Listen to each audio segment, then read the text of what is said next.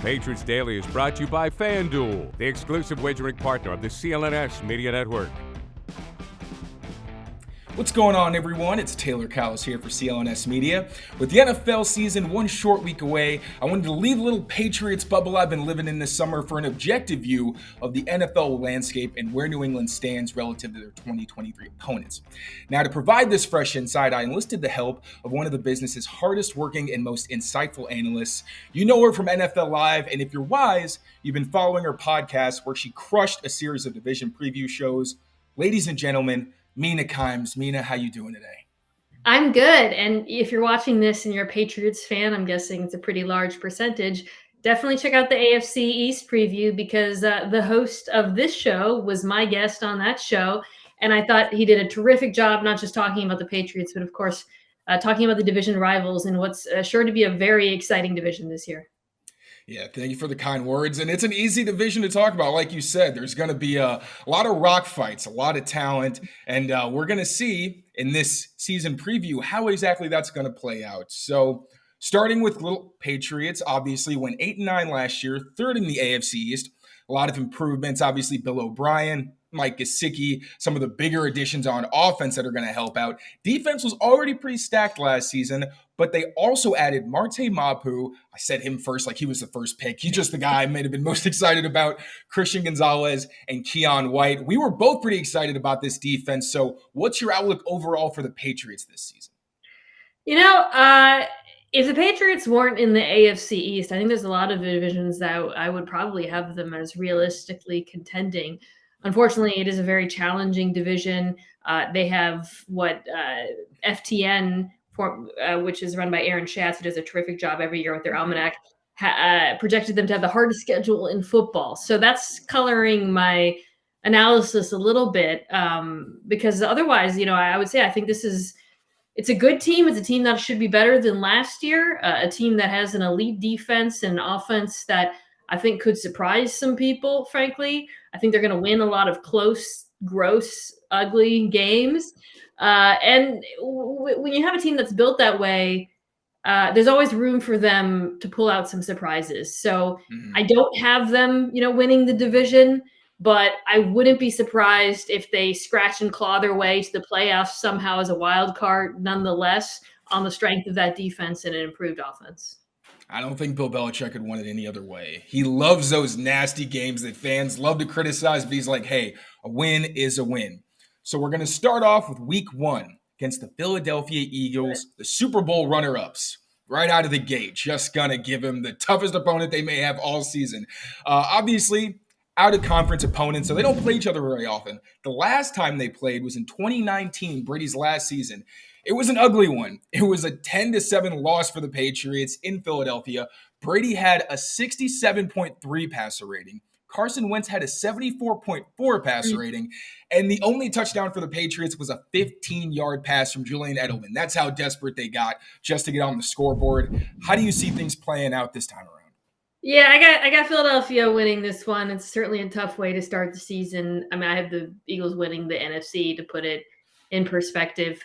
I think that with the Patriots offense, there might be some growing pains at first, question marks in the offensive line, obviously new system, Bill O'Brien running the show now, we can talk about in depth, but the Eagles defense they've had some pretty significant losses. I think they're also kind of undergoing a period of change, but I don't love how that Patriots offensive line matches up against a pass rush that led the league in sacks last year.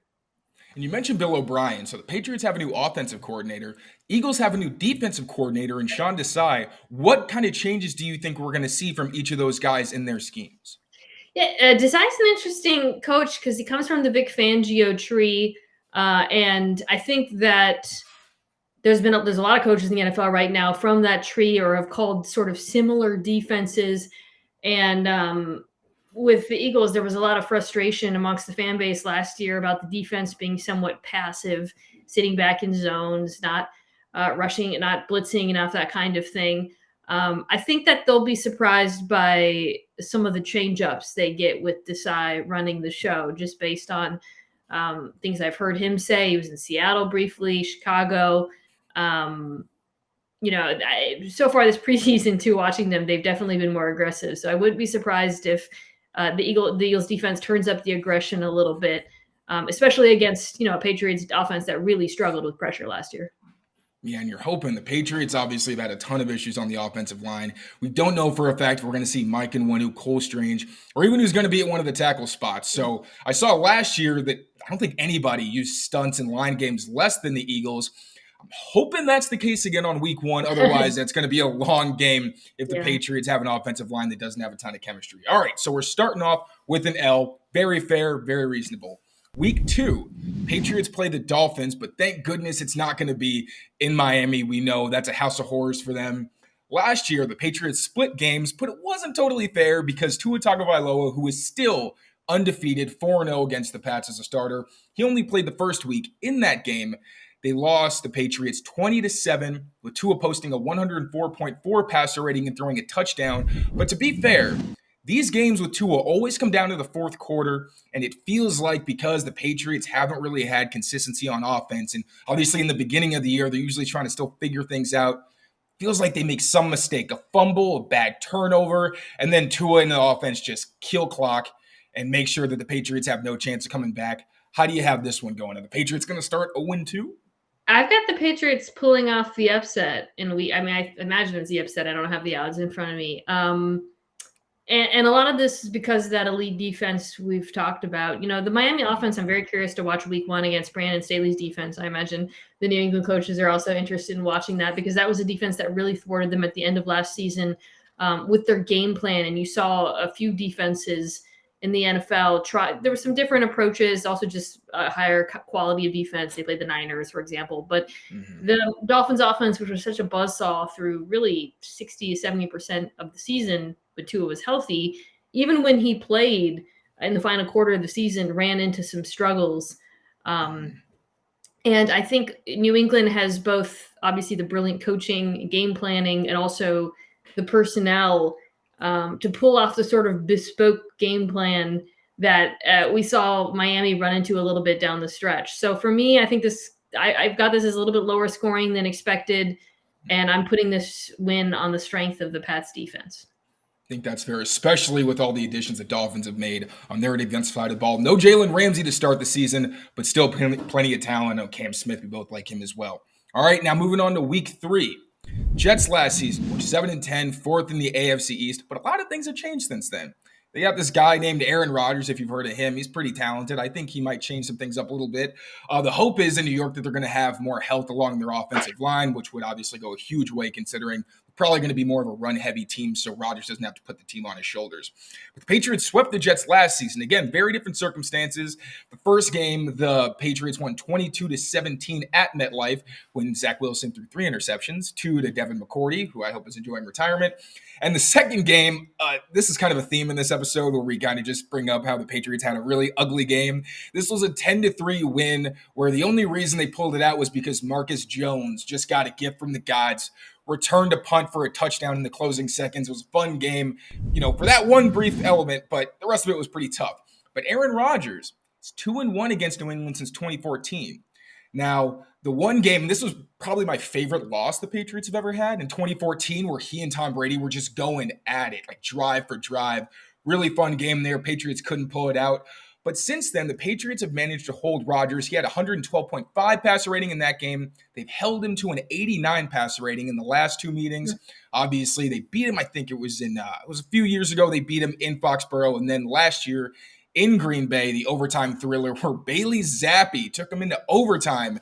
But, Belichick was saying, I'm not sure I'm going to trust the young gun. Gave it to Aaron Rodgers in overtime, and he managed to pull it out. How do you think round 1 against the Jets is going to go? Yeah. This is tough. I ended up going with the Jets, who I think when I was looking at their schedule, might lose their first 2 games. So it was a little bit of a back against the wall pick for New York. When I thought about this one, I think the Jets defense strikes me as the exact kind of defense that should give this New England offense troubles. They're so fundamentally sound against both the run and the pass, ability to get pressure with 4, stop the rushing attack with light boxes, elite cornerback play. I think New England, which I expect to use a lot of 12 personnel, could create a bit offensively with their tight ends against this Jets safety group, linebackers. But I think points are going to be hard to come by. And it just kind of felt like, Aaron Rodgers desperation game. Garrett Wilson, not sure anyone in New England really matches up well with him, but it could go either way. Yeah, that's a tough matchup because you think, okay, is Gonzalez going to cover Alan Lazard, who is uncoverable in the second half because of his size, or are you going to put Gonzalez on Garrett Wilson, who is clearly their number one receiver? And it feels like, with that Jets defense, I think the only weakness is really down the middle. You're not trying to throw outside. With that pass rush, you don't want to hold on to the ball. So it's going to be a tough matchup. I agree. I think they're probably going to end up splitting those games personally. All right, now we got week 4 with the Cowboys, who were second in the NFC East last year with a 12-5 record. Dak is 1-1 against New England. Now, to be fair, when he first played New England in 2019, it was a rain game, kind of sloppy. He had a 64.2 passer rating with an interception. But boy, did he turn things around when the Patriots and the Cowboys played in Mac's rookie year in Gillette. Had a 108.7 passer rating, 3 touchdowns, just 1 interception. It felt like the Patriots threw the kitchen sink at him. They had disguises. They played different coverages. They were clearly afraid of his processing ability and his accuracy. It wasn't enough. The Cowboys wound up pulling it out in overtime. I think it was that deep over with CeeDee Lamb against Jalen Mills, and then he let Jalen Mills know, bye-bye, you can go to your locker room now. We got this one wrapped up. Do you think the Patriots are going to win this one? Because I think this is one of the toughest games in the schedule, especially playing against old friends Stephon Gilmore and Brandon Cooks. Yeah, I don't. I want to be clear, Pats fans. Yeah. You're going to start winning some games. So I know this is a tough start that I have projected, but it's a very difficult schedule first part of the year. I think this Cowboys, honestly, the Patriots are very close, but the Cowboys I have as having the best defense in football. I do not love the matchup of that pass rush against this New England offensive line. I do think New England can and will run the ball in this one to try to mitigate that to some degree. But I just think this Dallas defense is really, really deep, really, really talented, stars across the board. And then offensively, I think by then we'll have a better sense of kind of what this passing attack will look like under Mike McCarthy as a play caller. But very good 1-2-3 punch at wide receiver in Dallas that I think could give it. It's the type of receiving group that could give New England some trouble. Yeah, I think the only hope is you pray that Dak has one of those games where he has a couple steal interceptions to keep you in it. But hey, starting off slow is not the worst thing in the. I'm sorry. It's happened before, yeah. Fingers crossed. And hey, Patriots starting off with their backs against the wall. Not the worst thing in the world. Just a little humility to start the schedule. Get ready for the NFL season with incredible offers from Fanduel, America's #1 sportsbook. Right now, new customers can bet $5 and get $200 in bonus bets. Guaranteed. That's guaranteed. Plus, all customers who bet $5 will get $100 off NFL Sunday Ticket from YouTube and YouTube TV. Now is the best time to join FanDuel. It absolutely is. The app is easy to use, and you can be on everything from spreads to player props and more. So visit FanDuel.com/Boston. Kick off the NFL season with an offer you won't want to miss. FanDuel, official partner of the NFL. But let's see if they can turn it around against New Orleans. Now, this is another interesting one. Because, again, they're out of conference. You wouldn't think they play very often, but the Patriots actually played the Saints only a couple years ago. They lost 28-13 to Jameis Winston-led team. He had a 110.8 rating and 2 touchdowns. One was insane. I think he threw it off his back foot in the back of the end zone. Somebody just went up and grabbed it. That was a pretty wild one. But they did manage to hold Alvin Kamara to 3.7 yards per rush on 24 carries. So I think you're going to want a similar kind of game plan this time around. I'm not going to pick on Mac in this show. I was looking at his stats in a lot of these games, and they just don't look good, which sometimes I think it's fair because he struggled. Other times it's just the system around him. He was either young or was dealing with a tough offense. He had a touchdown and 3 interceptions in that game. And then new Saints quarterback Derek Carr. He is 1-3 against the Patriots. Now, his one win, I think Patriots fans may remember this one. Not going to go too in-depth because it was an absolute nightmare. It was that late thriller in Vegas last year. Where he threw a late touchdown that I still contest was not a touchdown. I think that was a poor call, but I don't get paid to make those decisions, so that doesn't matter. Yeah, and obviously the cluster fudge. I don't know if I'm even allowed to swear on my own podcast, but yeah, really bad ending to that game. How do you think this one's going to go? I've got New England winning this. And earlier I talked about sort of the divisions and how if New England was in another division, I might pick them to win. I think I'd probably pick them to win the NFC South, candidly, on the strength of the defense. Whereas the Saints will probably win the division because it is very winnable. But no, I think this is the type of team that New England does match up well with. They don't have a very good pass rush. They have a lot of talented players in the secondary, and they've got Demario Davis. But I think New England will be able to scheme up some offense against them. And then on the other side of the football, we'll see what the Saints offense looks like by this point in the season. But the team is so fragile. They're pretty old. They're not very deep at a lot of positions. And I think more likely than not, they're probably going to look different at this point than from how they look week one. So I think New England could benefit from that. Yeah, I mentioned that ugly game against the Raiders with Derek Carr. Funny enough, the next week, they're going to Vegas. They are going to play the Raiders, who last year they, again, lost to. I'm not going to go into that one. Mac didn't have a great game, 3.6 yards per attempt. That's it. All right, how do you think this one's going to go? Are they going to get some retribution against Josh McDaniels? Yeah, I'll be brief. I got the Pats winning this one. They're a better football team. Vengeance. Significantly better defense. I don't think this Raiders defense is very good. Offensively, I think if Garoppolo is healthy at this point, he is a good fit for Josh McDaniels offense. But if there, I do not think that Bill Belichick will have a hard time game planning for that offense. Do you think Jimmy's going to be the quarterback by then? Because I've heard some rumblings. Again, I've been in my bubble, but I heard Aiden O'Connell did pretty well. Might be in the conversation. I think probably more likely than competition is an injury, issue. But and O'Connell did play very well during the preseason. But my pick would remain the same if he was the quarterback. All right, Week 7, the dreaded Buffalo Bills. Yeah. Won the AFC last year, swept New England. Although I will say, I thought they were more competitive against Josh Allen than they've been in recent years. Allen's undefeated against the Pats in his last 4 games. He's had a passer rating of at least 100 and at least 2 touchdowns in each of those games.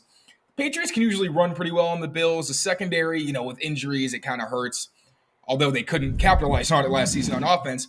But I did think, again, this was kind of like that game where they threw everything at Dak, where it's disguises, you're playing a lot of cover 2. You're not doing what you really want to do. You're really just, this is where Belichick makes his money. Or Steve or Brian or whoever's cooking up these game plans these days. How do you have this one going? And are they going to keep making progress against Josh Allen, or are they going to run into a buzzsaw?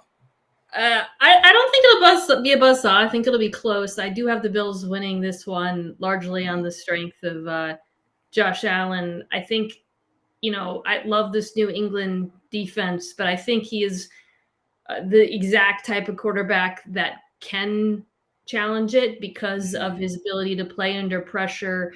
I think because of the fact that he, as a rusher, has such a devastating changeup, even when the picture is changed on him or you game plan perfectly for what they're doing on offense, he's just able to create on his own in ways that are unpredictable. And then defensively, I think it's important that Von Miller will more likely than not than be back by then.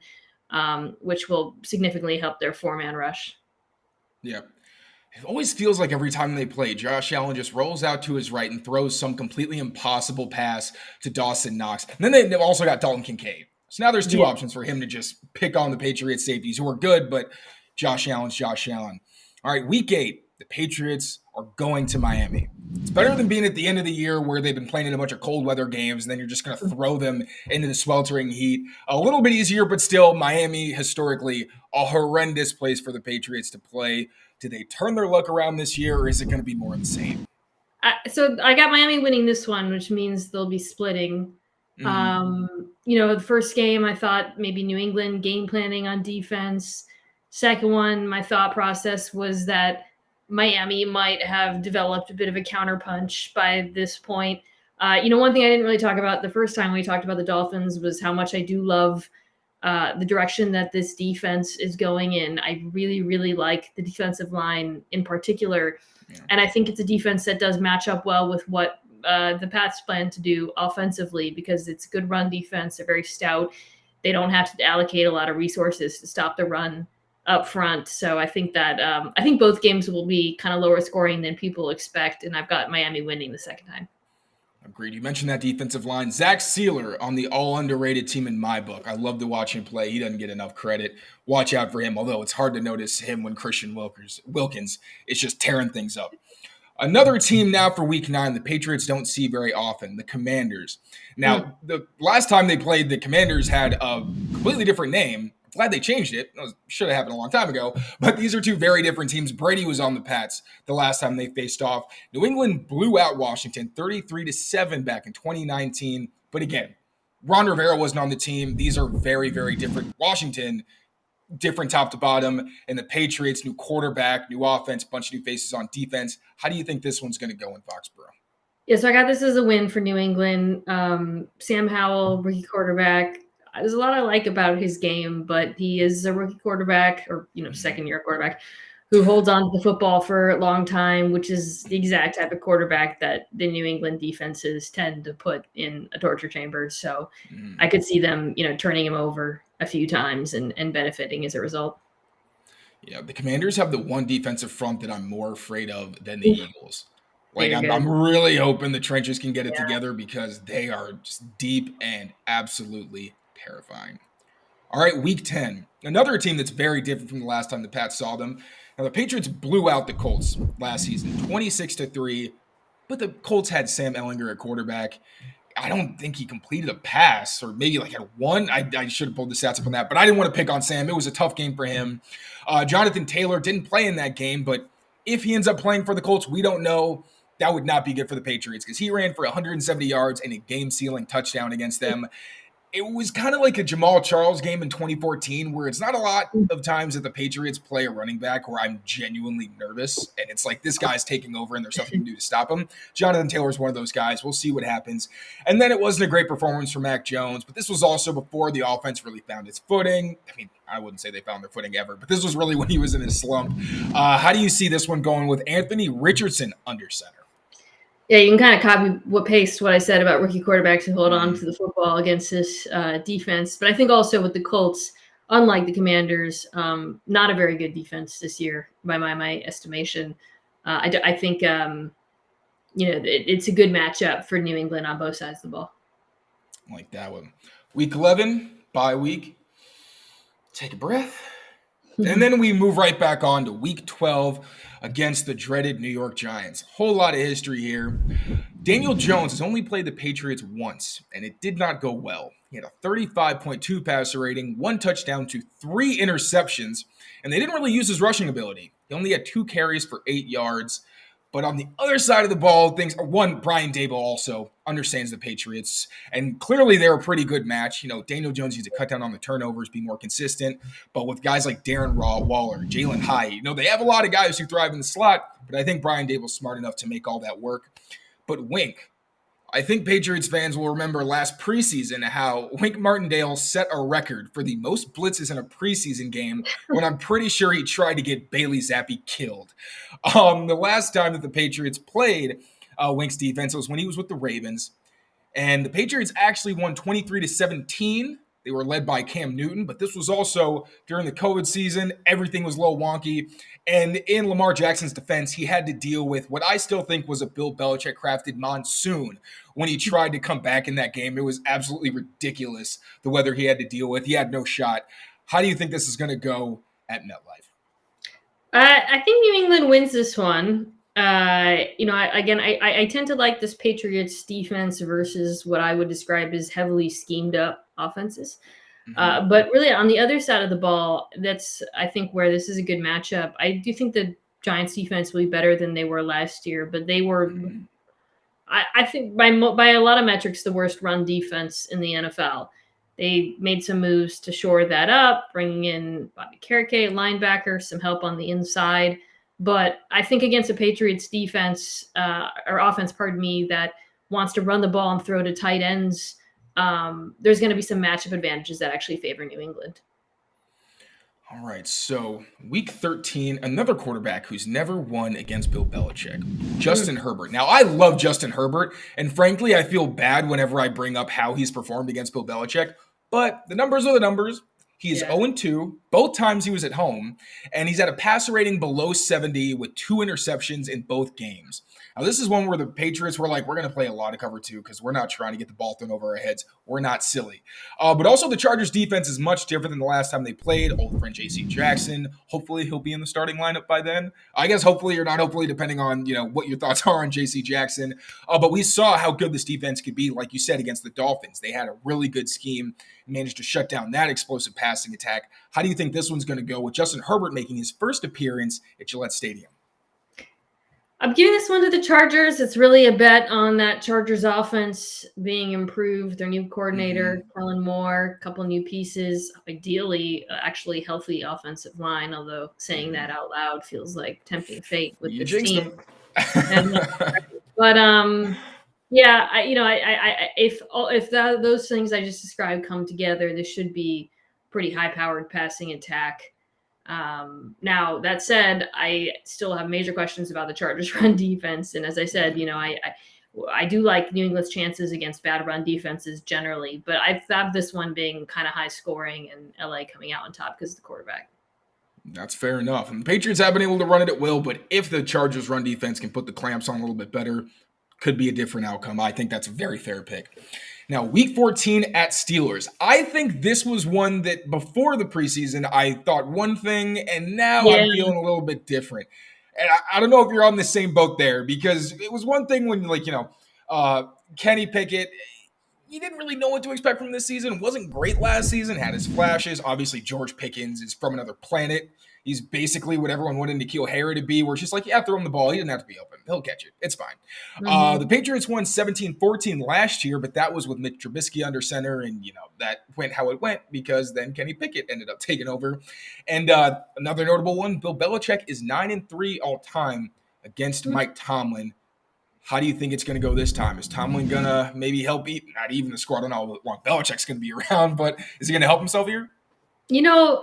This is one where I also changed my mind. I went back and forth a little bit, and I think it could be the difference between the Pats winning 10 or 9 games. And I ended up going with Pittsburgh. And it might be a bit of an overreaction to the preseason, I'll concede. I do feel like I'm kind of drinking the Steelers' Kool-Aid offensively. But defensively, I know, right? This pass rush looks to be quite terrifying and deep. I just was looking at their depth chart, and I'm like, Marcus Golden is on this team. Like, they have, waves of guys. And I think that kind of is what's weighted for me. Just New England against really good pass rushers makes me a little nervous. Yeah, Herbig is looking like he's from another planet. I mean, he has been absolutely crushed at this preseason. Right. Also, this is another one that's I was going to call it Hines. Do you know what it's called now? I don't remember. I don't either. Allegiant? No, not. Accusure? Is that even a thing? I don't know. I'm not going to do that to anybody. It's Heinz Field, by all accounts.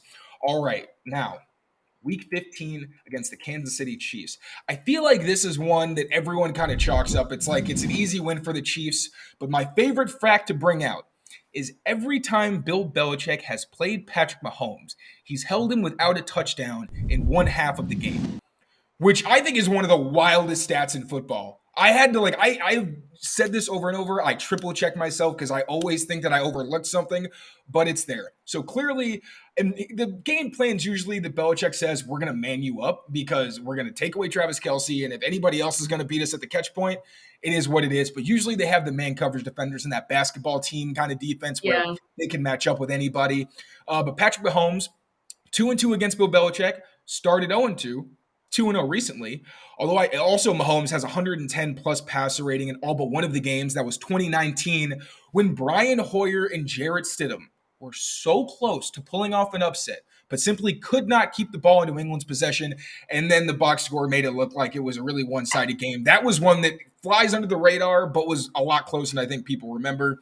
And that was also one Belichick. Oh yeah, I already said that one. Go through my notes. All right, yeah. So Belichick knows what to do for at least one half of football against Patrick Mahomes. It would be crazy to just assume that's going to happen again. But given that has been the relationship, and it's been more of a back and forth than people may give it credit for, How do you see it going this time?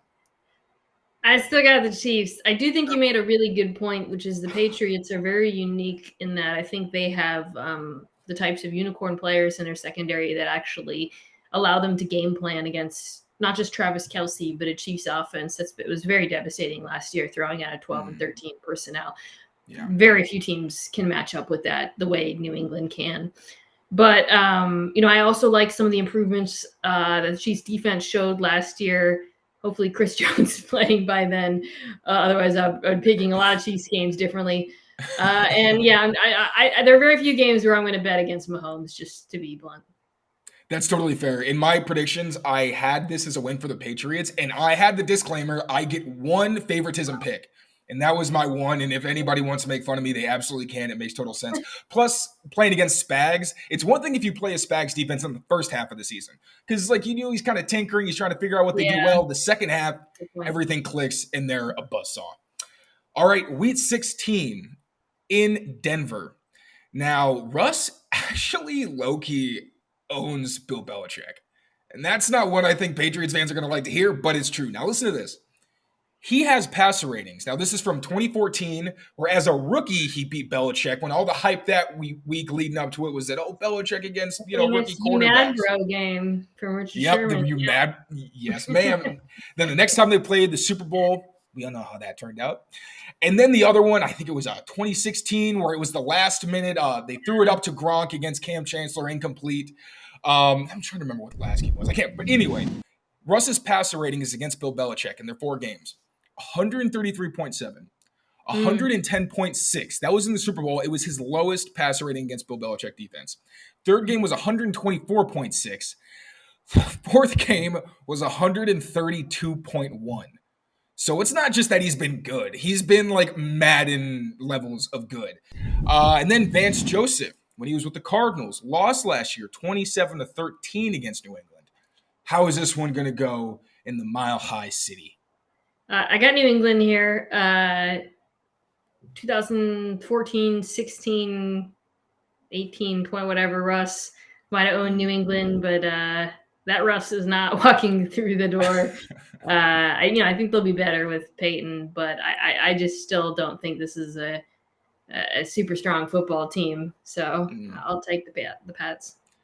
I think that's fair. All right, so the Patriots are closing out with 2 division rivals, which that's kind of brutal to be honest, especially considering who they are.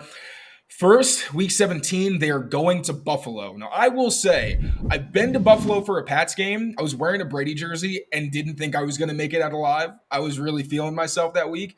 But I will say, they were actually amazing. They're super nice. They're very intimidating, but they're very nice. And by halftime, I was deaf, and I had a massive headache because that fan base don't F around. They are fantastic. How do you think this one's going to go in Buffalo? I gave this one to Buffalo, too. I had New England splitting the other 2 divisional games. I guess spoiler alert when we get to the Jets one. But, I kind of think people are weirdly sleeping on Buffalo too, and they're, I'm sure, the betting favorites to win the division. So that's kind of, it might sound a little bit like I'm straw manning it, but I do think Josh Allen played the second half of last season pretty injured. And if he's healthy, and he seems to be healthy, I think a lot of people are going to be reminded of how good he is this year. Yeah, I was looking back at Allen's not good throws against the Patriots. A lot of them you could probably attribute to the elbow injury because we saw his short accuracy was kind of shot. And a lot of them it's just all right, yeah, he's just not healthy right now. We'll see what he can do next season. Hopefully he reverts a little bit and starts turning the ball over. I say that as someone who follows the Patriots, but I also love Josh Allen as a person, and I think he's an amazing football player. So we'll see what happens there. All right, Patriots. Hopefully it's not the season finale, but it will be the regular season finale at home against the New York Jets. We kind of already teased it, but what's going to happen in round 2 against Aaron Rodgers and company? Yeah, so this one I've got New England winning. I think kind of either they could split either of them in either order. I'm a little bit. I mean, the truth is every offensive line in this division has some issues, but with otherwise very strong football teams. But I think given the Jets' offensive line is not deep, starting left tackle, 38, or I think he's actually older than 38. Dwayne Brown coming off of the surgery. Yeah. They get started with Kai Becton at right tackle. We'll see how that goes. But I feel like at the end of the season, we could see some attrition in pass protection that'll lean towards New England having an advantage. I also think it's quite possible that New England's offense looks better at the end of the year than they do at the beginning. So, I'll give them this one with a victory against Aaron Rodgers. Maybe it keeps him from going to the playoffs. Who knows? I'm hoping this isn't just a moral victory for New England. But in terms of the division, I agreed. I had them getting swept by Buffalo. I had them splitting with their other division rivals. And so overall, you got them at 9-8. I think that is completely reasonable. I had them in my predictions with 12 wins, which I already knew. Like I said, the Chiefs was a favoritism pick. I said that. I think realistically, especially now, like things have changed. I'd probably put them closer to 9 wins, if I'm being totally honest. Maybe 10. 10 though. Like, I was very iffy on the Steelers and the Chargers, and 10 is totally plausible. I definitely think that this is a team that will be relevant at the end of the year. Yeah, I honestly kind of want to take my 12 wins back, even with the favoritism pick. I knew it was optimistic. I was like fresh on the beat. I was excited, but you know what? Again, this is why I go outside of my bubble so I can get realistic takes. Before you get out of here, I meant to ask this in the beginning, but I got excited. I need to know what your takes are, because when we're filming this, literally an hour ago, the Patriots claimed Matt Corral off of waivers. What are your thoughts on that? Because now they actually have a backup quarterback on the roster. Yeah, which was a big mystery. What was going to be? Were they really going to try to just elevate Zappy for the first 3 weeks and hope no one else claimed him? It was kind of odd. I thought it was interesting. I thought back to my pre-draft projections of Corral, because candidly I haven't thought about him since then. And in college, he's got a live arm. He's got some mobility to him. Obviously, there was the injury that I think did enter into the draft. That offense that they ran in college, and this is what I think I quote feed you about, was very, very college. Spread them out, extremely RPO heavy. And that was kind of where my mind went to with the signing, which is, you and I talked about this on the division preview podcast on the Mina Show featuring Lenny. Go check it out. About how we both wanted and expected New England to lean heavily into RPOs and take advantage of Mac Jones' skill set. We've seen some of that during the preseason. And I have to think, some of this is obviously because of Zappy's struggles during the preseason, but also I imagine that Bill O'Brien looked at Corral and saw a quarterback who might be a little bit more similar to Mac Jones in some ways than some of the other veterans out there, or Bailey Zappi, because of that shared DNA from college. So, you never want to read too much into random, signings of backups or whatnot. But that was kind of my interpretation. Okay, maybe, that he saw him run that RPO heavy spread attack in college. Maybe he can see it translating if he has to fill in for Mac Jones. Yeah, I remember I was working at Next Gen when he was in his draft process, and we were like filling in all the information for all right, give us 3 stats, key stats or whatever. I looked at his RPO numbers. I was like, damn, this is going to be a tough transition to the NFL. Yes. I got to see some of his preseason tape from this year. They actually dialed way back. He had 1 RPO throw all preseason. Really? Showed some actually good processing. I was surprised. He's going through his reads. He's not gonna lie, I turned off the Panthers games. I would have been shocked if anybody who isn't a Panthers fan was like, oh yeah, no, I actually know quite a bit about Matt Corral's preseason performance. Thank you so much, Mina. Appreciate your insights. It was just fantastic, as expected. For anybody who's been living in Iceland or something and hasn't had any access to technology, where can people find you? And please tell people if you got any work coming out. I'll already be on top of it. Thank you. Yeah. I'm on ESPN on NFL Live 3 days a week, Around the Horn, First Take, stuff like that. But as we've been talking about, if you're a fan of this show, I do talk about the Patriots a fair amount on my podcast. I feel like I talk about the Patriots defense too much on my podcast. No. We did just do an all underrated team. And I think both on offense, Ramondre Stevenson made the team. And on defense, of course, my beloved Kyle Duggar. But I could have picked I actually I said Judon, which is not fair because he's been to Pro Bowls and stuff, but I do think he's an underrated player. So I threw Judon into the mix as well. But I love talking about the Patriots defense. So if you're a Patriots fan, you should definitely check it out. It's that Patriots effect where you can make a Pro Bowl, but there will probably still be a decent amount of people who have no idea who you are. Yeah, of course, fantastic work, Mina. Thank you so much.